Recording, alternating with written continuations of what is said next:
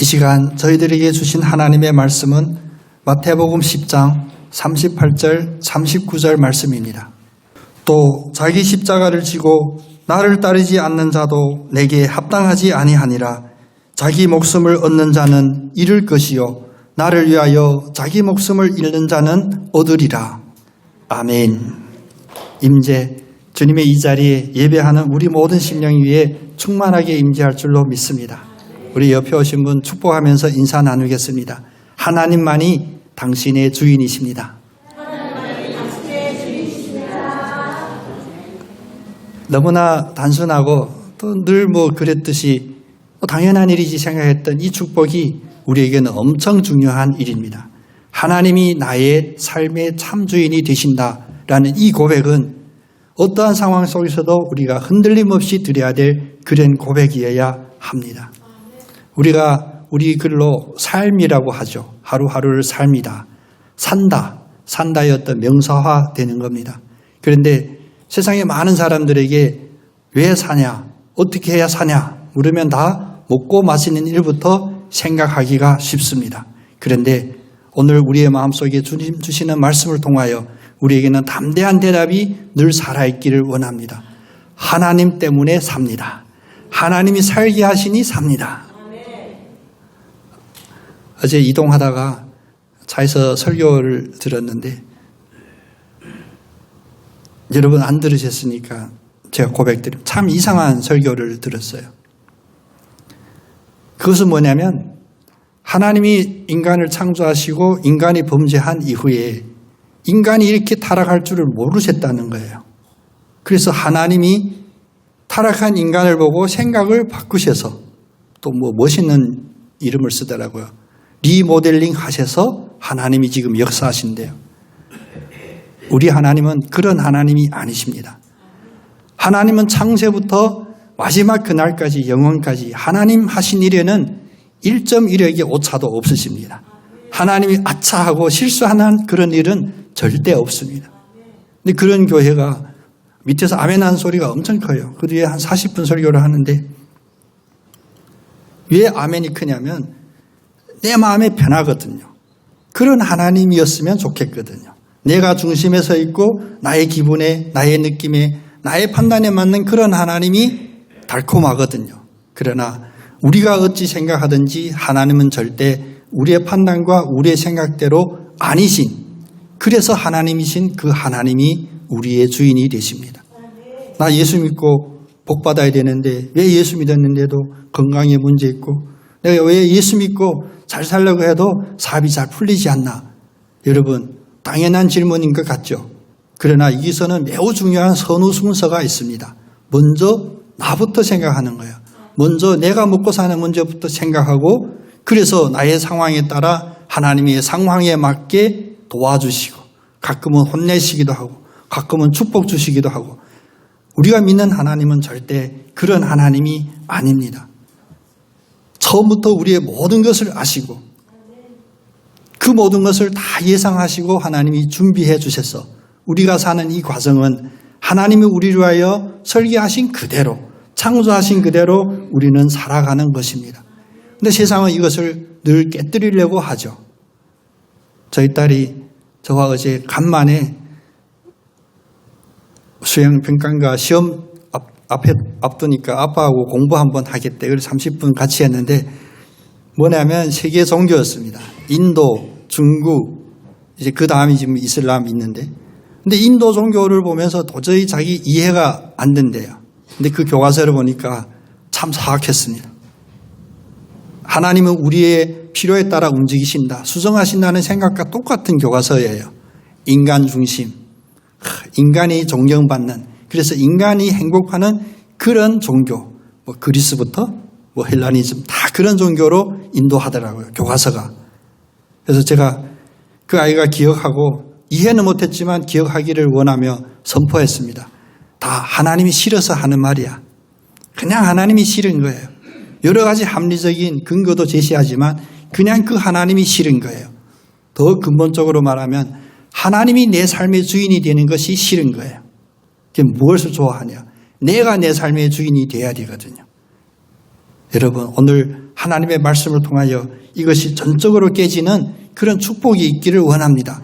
잠깐 내 마음이 불편하고 내 생각, 내 느낌이 불편할지라도 우리는 참 생명인 이 진리를 붙잡아야 됩니다. 내 삶의 주인은 내가 아니라 하나님이십니다. 내 삶을 좌지우지하는 것은 나의 자녀가 아니라 나의 가족이 아니라 바로 하나님이 좌지우지하십니다. 그런데 그 하나님은 선하신 하나님, 절대로 나쁜 결과가 아닌 선함으로 인도하시는 신실하신 그 하나님이십니다.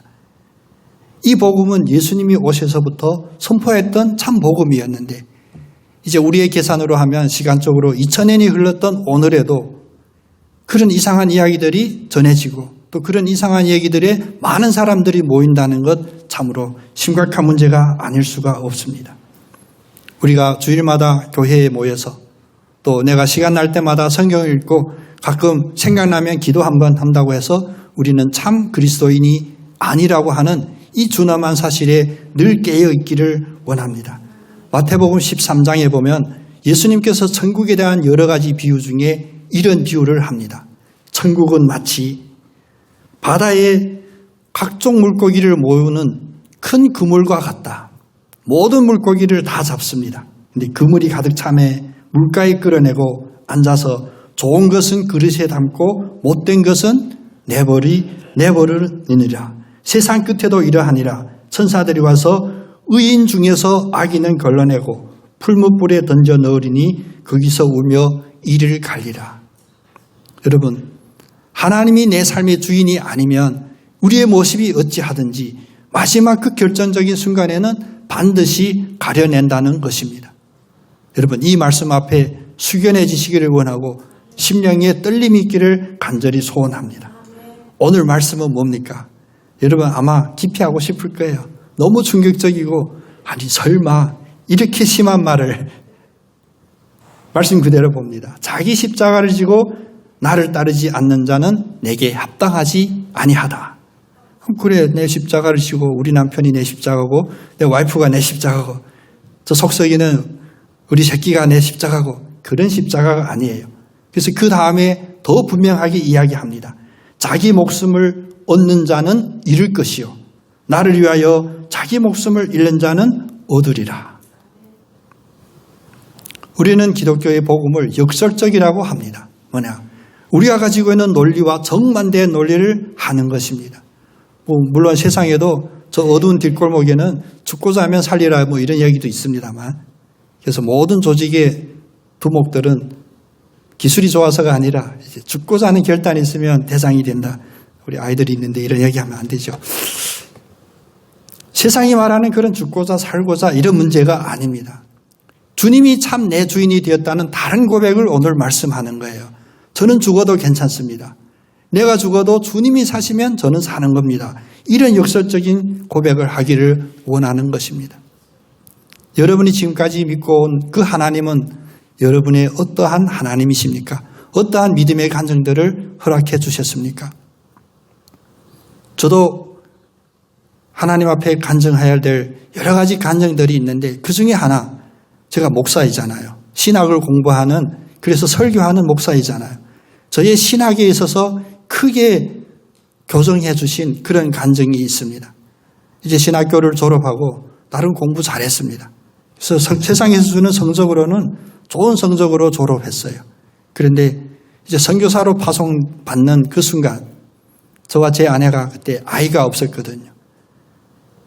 결혼 10년 지나도 아이가 없었어요. 아이를 갖고자 하시하는 것이 아니라 아이가 없었습니다. 그러니까 선교지로 출발하는데 그 기계가 하나님 앞에 그 열심히 하늘을 찔렀어요. 그때 유행됐던 책이 뭐냐면 이용교 선교사님의 내려놓음이라는 책이 유행했습니다.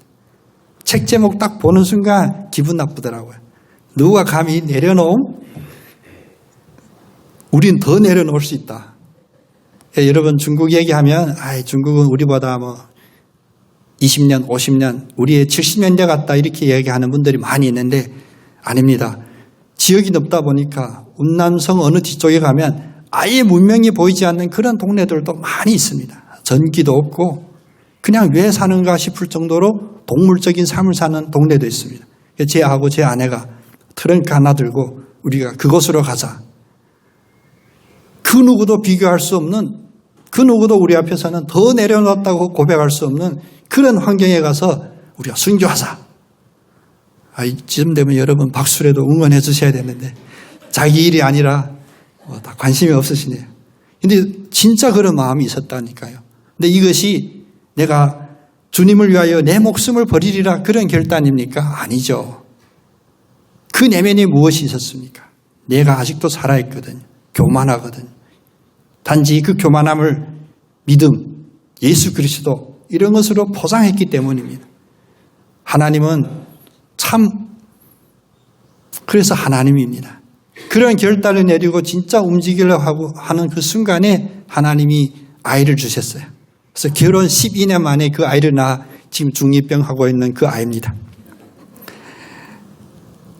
아이가 임신되니까 그런 이야기를 다시는 못했어요. 주님 죄송합니다. 제가 다시는 그런 얘기를 못하겠습니다. 이것도 믿음일까요? 아닙니다. 아이를 위해서 하는 얘기거든요. 성경에 보면, 구약에 보면 하나님을 표현하는 것 중에 질투하는 하나님이라고 있으십니다. 여러분 기억나시죠? 하나님은 질투하시는 하나님이다. 하나님은 무엇을 질투할까요? 내가 아닌 다른 것, 그것이 네 마음속에 1%도 있는 것, 그것을 질투하는 거예요. 그래서 저희 아이가 출생하기까지 결혼 12년 만에 아기를 낳았으니까 가족은 물론이고 주변에 있는 기도 열심히 하는 분들이 늘 우리 문선교사를 위하여 기도합니다. 1년에 한 번 이제 선교 보고차 교회 들어오면 새벽 기도 한 번도 빠지지 않는 그 어르신 권사님들이 만나면 인사가 뭔지 아세요? 뭐 어서 오세요 반갑습니다 아니에요. 꼭 마치 간첩이 접선하듯이 조용히 저 손잡고 혹시 좋은 소식이 있어? 그때마다 없습니다라고 대답하는 제가 얼마나 미안한지 그분들 보기가. 근데 그것도 5년 6년이지 7년 8년 되니까 이제 묻지를 않으시더라고요. 왜 그랬었을까요? 정답은 여러분들도 아실 겁니다. 10년 되니까 이제 저희 어머니도 물론 저희 누나 교회 누구도 우리 아이를 위해서 기도하는 분은 한 명도 없으셨어요. 또 그동안 제가 또 유별하잖아요. 저를 사랑하는 이들이 의사도 추천해주고 약도 해주고 한 번은 인천까지가 납치당했다니까요.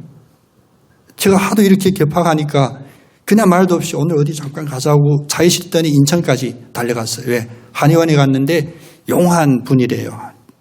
그분 약 3천만 쓰면 아이 낳는데. 근데 거기 가서 제가 차에서 안 내렸어요. 나 안 할 거다. 그래서 나하고 이제 다시는 안 본다고요. 너만 잘났어. 너만 믿음이 있어. 그러셨어요. 그 친구가. 그런데 이 아이를 태어나게 하면서 제 마음에 왔던 감동이 뭐냐. 하나님 감사합니다. 하나님 위대하십니다가 아니라 질투하시는 하나님이 생각나는 거예요. 아이가 태어났을 때 다른 사람 지쳐놓고 저희 그 장모님 기도하기로 유명한 우리 장모님마저도 내 기도가 응답됐다 이 얘기를 못하더라고요. 왜? 막바지 가서는 기도를 안 했거든요. 다 포기했거든요. 하나님은 그런 하나님이십니다. 여러분 내가 간절히 기도하니 하나님이 응답하셨다 다시 생각해 보셔야 됩니다. 질투하시는 하나님은 하나님이 하시는 그 일에 0.001%라도 인간의 공로나 노력이 들어있고 그래도 나도 수고했지 내 노력도 있지 하는 것을 질투하시는 그 하나님이십니다. 그 하나님을 오늘 더 극단적으로 표현하죠. 네 목숨을 잃는 자는 얻으리라. 하나님 아버지라고 부르는 여러분의 마음에 이런 결단에 이런 믿음이 있기를 원합니다. 조금이라도 내 생각이 앞서고 내 생각을 이루기 위하여 하나님이 계셔야 합니다. 이런 신앙은 쓰레기통에 버려야 됩니다. 그런 이야기가 아무리 합리적으로 우리에게 전해질지라도 제가 교만하지만 여러분보다는 신학에 대해서 더 관심 있고 공부 많이 했잖아요. 그 신학의 흐름도 매우 사약하거든요. 사악합니다. 지금도 많은 신학들이 우리를 현혹시키고 있어요. 하나님은 창조까지는 인정해. 창조한 그 이후로는 다 우리 손에 맡겨 있대. 그래서 어제 그분도 자유의지 얘기를 하는데 그 자유의지에 대한 정확한 파악이 되지 않는 자유의지. 특히 신학적인 훈련이 되지 않으면 이 자유라는 이 말에 현혹되거든요. 네. 인간의 죄된 본성에는 다 내 마음대로 하고 싶은 그 마음이 있는데 그 자유와 딱 매칭되니까 아멘이 터져나올 법 하더라고요. 여러분, 우리는 깨어 있어야 됩니다. 어디에 깨어 있어야 되냐? 내가 가장 불편한 그 상태. 하나님 얘기하면 내 뜻과 왜 맞지 않지 하는 그 하나님을 우리는 만나야 됩니다. 내 뜻과 꼭 맞는 하나님을 만남이 나에게 형통이라고요? 조심하셔야 됩니다. 요즘 마귀 사탄은 10년 전, 20년 전, 특별히 300년 전, 500년 전처럼 칼을 두고 총칼로 우리에게 다가오는 사탄이 아니라 우리의 마음을 유혹하되 달콤한 말로 네 생각과 똑같은 그 생각으로 결국은 사망으로 이끄는 그 말로 이끕니다. 오늘 제자들을 가르치는 예수님의 이 말씀, 자기 목숨을 얻는 자는 잃을 것이요 나를 위하여 자기 목숨을 버리는 자는 얻으리라. 이 말씀이 우리의 마음판에 온전히 새겨지기를 원합니다. 그래서 예수님의 제자들 중에 가장 두렵지만 반드시 들어야 될 한마디가 있었습니다. 사도 바울도 똑같이 고백합니다. 로마서 9장 6절에 보면 이스라엘에서 난 모든 사람이 다 이스라엘이 아니니라. 세상에서 어떤 자격증을 주고 증서를 주고 그것을 받았다 해서 우리가 표면적으로는 인정이 될지 몰라도 본질적으로는 내면적으로는 진정한 의미로는 예수님의 제자 하나님의 자녀가 아니라는 경고의 말씀입니다. 그러면 어떤 이가 예수님의 참 제자일까요? 다시 말해서 나의 삶의 참 주인으로 예수를 모신 하나님이 나의 주인이십니다라는 고백하는 참 신자는 어떤 신자일까요? 먼저 우리에게는 유일한 표준이 있습니다. 예수님을 닮아가는 겁니다. 예수님이 하신 그 일들을 하기로 결단하고 노력하는 것입니다. 여러분, 이 말씀 앞에서는 항상 아멘으로 화답하는 믿음이 있기를 원합니다. 예수님을 닮기를 원합니다. 예수님을 닮기를 원합니다. 이 말에도 또 다른 세상적인 인간적인 논리가 있거든요. 그래서 우리를 공격합니다. 너 예수처럼 살지 못하잖아. 너 예수 아니잖아. 우린 고백했습니다. 나 예수 된다가 아닙니다. 내가 예수다 그러면 이단이거든요. 이상한 아저씨거든요. 예수를 닮는다. 이것이 이 땅에서 나그네 삶을 사는 우리의 목표이고 우리의 방향입니다. 예수를 100% 닮는 그 결과는 주님께서 마지막 날 우리에게 이루어 주실 것입니다. 그러나 이 인생의 과정 속에서 나는 예수 닮기를 원하고 예수처럼 살기를 결단하는 그러한 삶으로 한 걸음 한 걸음 나아가야 하는 것입니다. 그럼 예수처럼 사는 것이 구체적으로 무엇이냐? 또다시 사도 바울의 그 고백을 우리가 빌려보겠습니다. 사도 바울은 이렇게 말합니다. 그런즉 이제는 내가 사는 것이 아니요 오직 내 안에 그리스도께서 사시는 것이라. 이게 바로 예수를 닮는 삶이에요. 여러분 표정 보니까 마음이 많이 무거워 보이네요. 이제는 내가 사는 것이 아니라 내 안에 사는 그리스도께서 사는 것이라. 글쎄 맞는 말인 것 같은데 도대체 구체적으로 어떻게 해야 된다는 말씀인지, 그럼 내일부터 밖에 나가지도 않고 그냥 집에 누워만 있어도 예수님이 사시는 건지 5만 가지 생각이 다 들 거예요. 그러나 하나님이 나의 삶의 주인이라고 한다면, 이 고백이 확실하다면 하나님은 우리의 이런 미세한 생각마저도 다 알고 계십니다. 우리의 불평불만, 우리의 의심마저도 다 듣고 계십니다. 하나님은 분명히 여러분에게 합당한 그 답을 준비해 놓으셨고 그 답을 여러분의 입술로 고백할 수 있도록 능력을 주실 줄로 믿습니다. 이제는 내가 사는 것이 아니요 내 안에 사는 그리스도께서 사신다. 이러면 지금까지 나를 짓누르고 나를 불안하게 하고 두렵게 했던 모든 문제들이 이제 문제가 아닌 거예요. 우리가 누군가에게 왜 위협을 가합니까? 두렵게 하려고. 그래서 그 두려움으로 통제하려고 그 위협을 가하거든요. 그런데 이제 이런 문제들이 더 이상 나에게 위협이 문제, 고난이 아니다라고 선포해버리면 그 문제는 나에게 아무런 위협감도 없습니다. 아무 의미가 없거든요. 내가 먹고 사는 문제 때문에, 부딪힌 문제 때문에, 또 내 건강 문제 때문에, 우리가 하는 돈에 관한 문제 때문에 여러 가지 고민들이 많은 이 세상을 사는 것을 주님께서도 아십니다. 그래서 어느 하나 구체적인 문제 때문에 주님, 제가 돈이 필요하니까 복권 1등 당첨되게 해주세요. 뭐 이런 기도 여러분 안 하셨네, 그렇죠? 가끔 이런 기도하는 사람도 있습니다. 그런데 이런 기도 하나님이 응답해 주실까요? 이것은 내가 내 안에 그리스도께서 사십니다라는 그 고백의 표징이 아니거든요. 주식 요즘 난리 나죠. 여러분 뉴스에 안 나와서 그런데. 근데 제가 사실 중국의 1세대 주식입니다. 제가 87년부터 주식을 해봤는데 주식은 인간이 할 게 아니에요. 이게 주식하는 분들 상처받지 마십시오. 그럼 주식은 누가 하시냐? 내 안에 사는 그리스도께서 하셔야 됩니다. 근데 우리 주식하는 많은 사람 거의 대부분은 그 안에 그리스도가 안 계시잖아요. 그래서 주식에서 성공하는 일은 거의 없습니다. 예. 내 안에 계신 그리스도께서 하는 그 일이어야 되는데 그리스도 옆에 모시고 내가 하는 주식에 좀 도움 주시고 꿈의 번호 하나, 종목 하나 알려주세요. 이런 마음이니까 그리스도가 내 마음에 계신 것이 아니죠. 그런즉 이제는 내가 사는 것이 아니요. 이 고백이 바로 내가 예수를 닮기로 한 우리의 믿음의 표징이어야 합니다. 그래서 예수님이 우리에게 마지막 보여주셨던 그 모습이 무엇이었습니까? 바로 십자가에서 그 절정을 보여주셨잖아요. 십자가에서 죽었다. 그런데 십자가의 죽음으로 끝난 것이 아니라 다시 무덤에서 부활하셨다. 예수를 닮고자 하는 모든 분들에게 이 죽음과 부활의 그 은혜와 축복이 늘 항상 어디서나 있을 줄로 믿고 축복합니다. 그래서 예수를 믿는 참 예수를 내 삶의 주인으로 삶은 사람의 두 번째 표징은 무엇이냐면 주님을 전적으로 신뢰하는 겁니다. 예수님을 닮는 이 행동 속에서 우리가 드러내야 되는 것은 형상으로, 이미지로 예수님과 똑같이 닮아가는 것 아닌 내적으로 주님을 전적으로 신뢰하는 이 신뢰가 생기게 됩니다. 불안한 사람들은 행동도 빨라요. 여러분 뭐 이런 장난하면 안 되지만 누군가를 놀래키면 평소보다 10배 이상의 반응들이 나와요. 왜? 긴장하고 놀래니까. 놀래면 이런 반응들이 나타나거든요. 그래서 세상의 공중권세 잡은 자들은 늘 이 방법을 사용해요. 독재하는 것도 사실 이 방법이거든요. 겁주고 협박하면 효율이 나거든요. 그래서 공산주의가 망해가는 그 길도 바로 이런 독재적인 그리고 사람의 민주는 모든 것을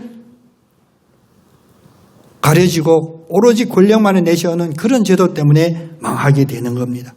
마음속에 신뢰함이 없으니까 그것을 힘으로 주장하는 겁니다. 근데 거꾸로 어떠한 고난 앞에도 담대하고 평안한 사람은 무엇이냐? 그 마음에 내 마음의 주인 되신 예수 그리스도에 대한 신뢰가 있거든요. 하나님이 함께 하시는데 내가 겁낼 것 어디 있나? 오늘 무거운 주제니까 또 가벼운 이야기 하나 해드려야 되겠네. 예수 믿지 않고 돌아가신 저희 할아버지 이야기입니다. 아마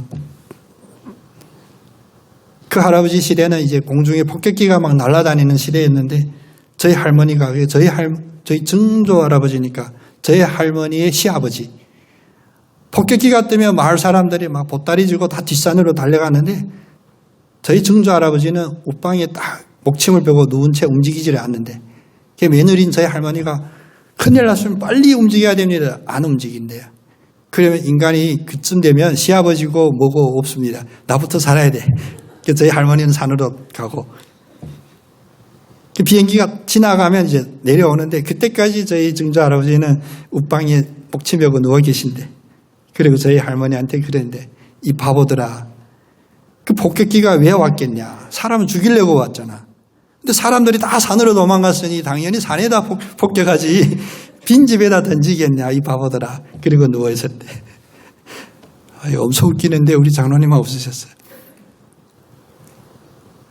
세상에 예수 모르는 우리 증조 할아버지도 이런 믿음이 있는데 우리가 입술로 맨날 나는 예수 믿습니다. 주여 주여 부르짖는 우리의 마음에 과연 예수 그리스도에 대한 이런 신뢰가 우리에게 있는지 돌아봐야 됩니다.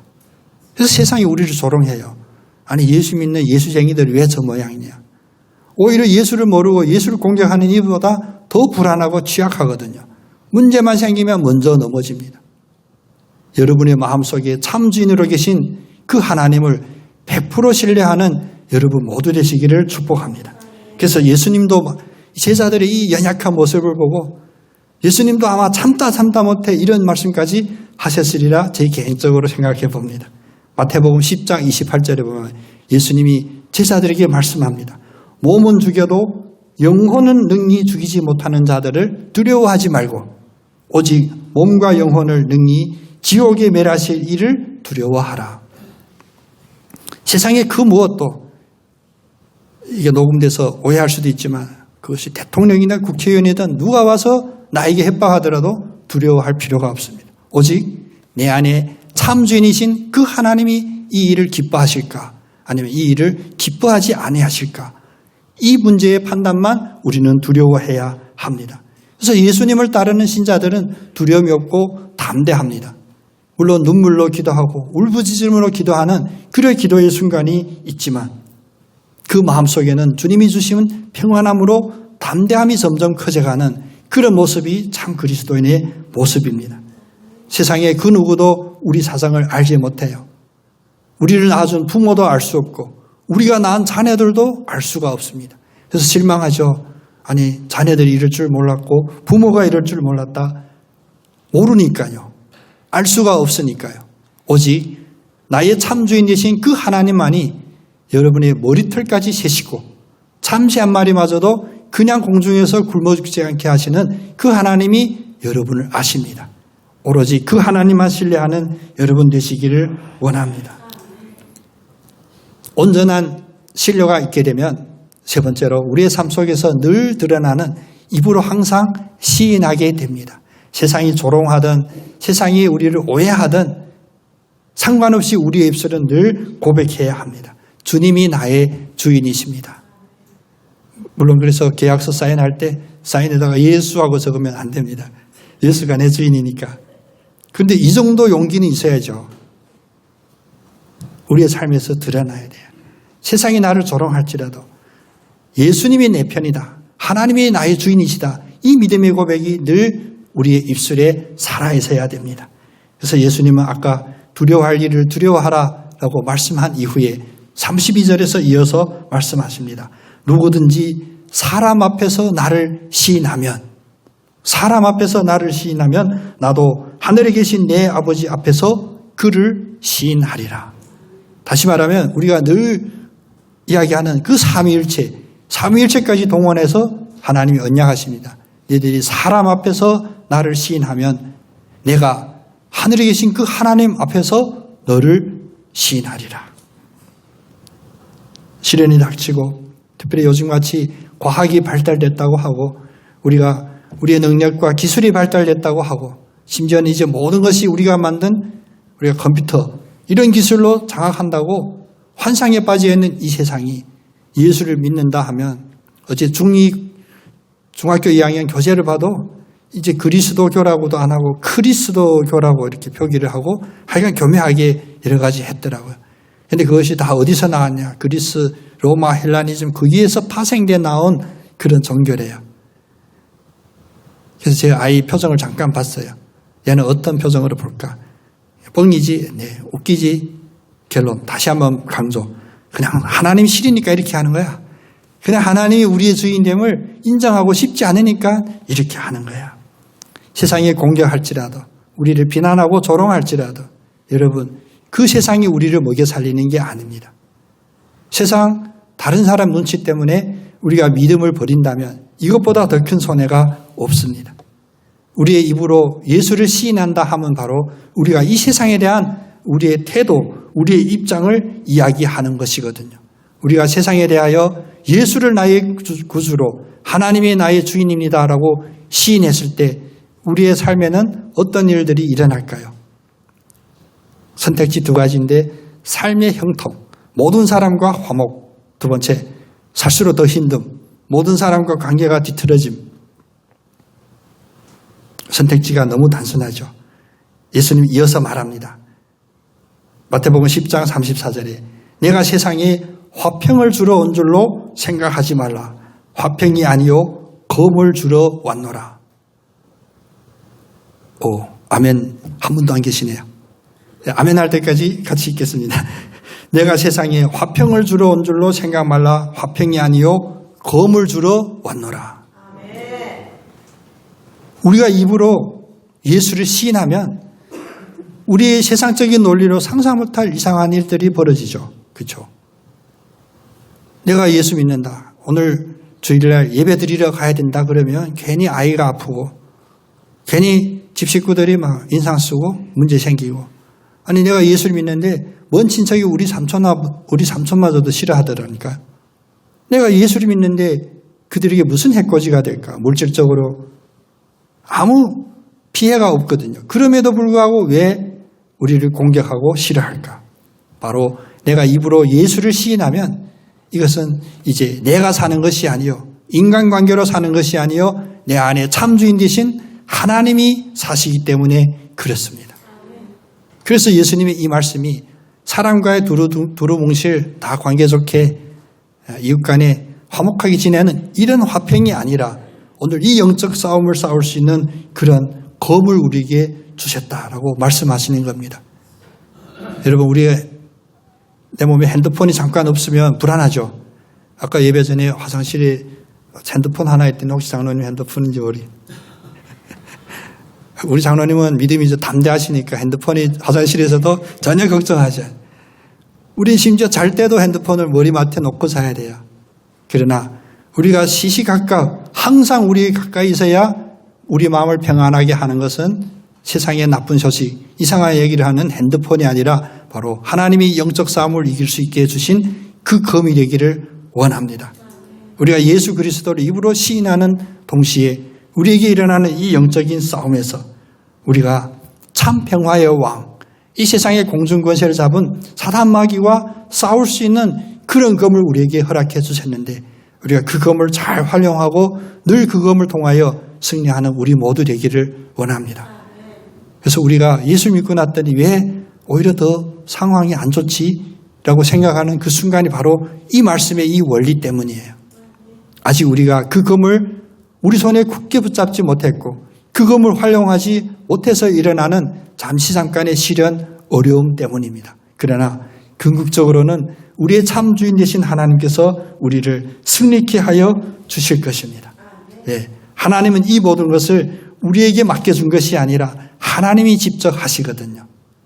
내 삶의 주인됨은 나를 심부름시키고 종로를 시키려고 나의 삶의 주인 된 것이 아니라 그것은 세상의 논리이고 하나님이 나의 삶의 주인이 되심은 바로 하나님이 직접 해주시기 위함입니다.